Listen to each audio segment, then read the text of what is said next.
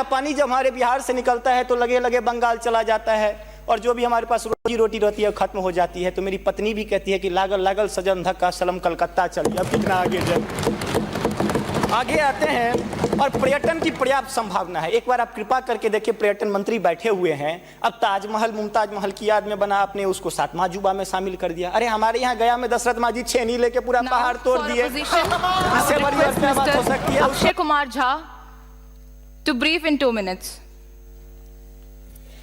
Thank you speaker ma'am. 2047 के विकसित भारत की परिकल्पना करते हुए हम पश्चिमी द्वार से बाहर निकल रहे थे, तभी पूर्वी द्वार में डॉक्टर APJ अब्दुल कलाम ने कहा कि अरे मेरे विकसित भारत 2020 की परिकल्पना को तो एनालिसिस करते जाओ। माननीय महोदय, मैं कहना चाहूँगा कि 2047 में विकसित भारत बाद में बना लीजिएगा, पहले APJ अब्दुल कलाम के सपनों का 2020 का भारत कहाँ गया उसको तो एक बार एनालिसिस कर लीजिए। और मैं मानता हूं कि उसके एनालिसिस के पश्चात जो आपके पास जो रिजल्ट आएगा, जो परिणाम आएगा, वो 2047 के विकसित भारत की परिकल्पना को पूर्ण करने में कहीं ना कहीं बेहतर साबित होगा। मैं उस क्षेत्र से आता हूं जो बिहार को 2 भाग में बांटती है, एक नॉर्थ बिहार, एक साउथ बिहार।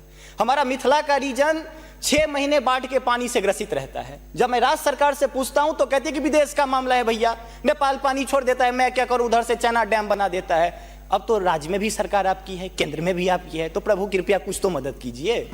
दूसरी बात, कोसी का संसद में कह दिया गया कि ड्रेस कोड ये होना चाहिए। अरे मैं बाढ़ के उस इलाके से आता हूं जहां आधा धोती पहन के संसद तक आना पड़ता है, न सड़क है न कुछ है, तो कैसे आऊंगा। उसी क्षेत्र का एक नंगा बच्चा हमसे कहता है कि साहब मैं बाढ़ से ग्रसित हूं, और दक्षिण बिहार का एक बच्चा कहता है कि मैं सुखाड़ से ग्रसित हूं, मेरे पास पीने के लिए पानी नहीं है। बीच वाला एरिया कहता है मैं नरसंहार से परेशान हूं। तो बिहार की एक परिभाषा बनती है कि उत्तर में बाढ़ है, दक्षिण में सुखाड़ है, बाकी जो बचा नरसंहार है, यही बिहार है। अब मैं कहां जाऊं। तीसरी बात मैं आता हूं कि आपने तो राम जी को अयोध्या में लाकर स्थापित कर दिया, जरा उनके ससुराल मिथिला पर भी ध्यान दीजिए। माँ सीता कब कब अग्नि परीक्षा देगी, उनके पुत्र हम कब कब अग्नि परीक्षा देते रहेंगे, हम पर भी तो थोड़ा ध्यान दीजिए प्रभु। बाढ़ का पानी जब हमारे बिहार से निकलता है तो लगे लगे बंगाल चला जाता है, और जो भी हमारे पास रोजी रोटी रहती है खत्म हो जाती है। तो मेरी पत्नी भी कहती है कि लागल लागल सजन धक्का सलम कलकत्ता चलिए। अब कितना आगे आते हैं, और पर्यटन की पर्याप्त संभावना है। एक बार आप कृपा करके देखिए, पर्यटन मंत्री बैठे हुए हैं। अब ताजमहल मुमताज महल की याद में बना, आपने उसको 7वां अजूबा में शामिल कर दिया। अरे हमारे यहाँ गया में दशरथ मांझी छेनी लेके पूरा पहाड़ तोड़ दिए। इससे बड़ी और क्या बात हो सकती है? उसको पर्यटन के लिए रखिए।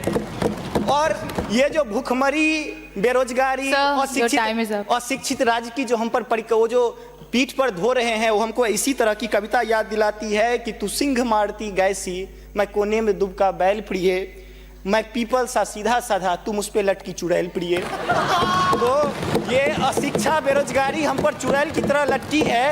तो there is politics behind every politics. स्नातकोत्तर राजनीति विज्ञान में पढ़ाई होती है, उसको छोड़ के जरा राज्य और केंद्र में अब सामंजस्य स्थापित करके कृपा कीजिएगा प्रभु। बहुत बहुत धन्यवाद।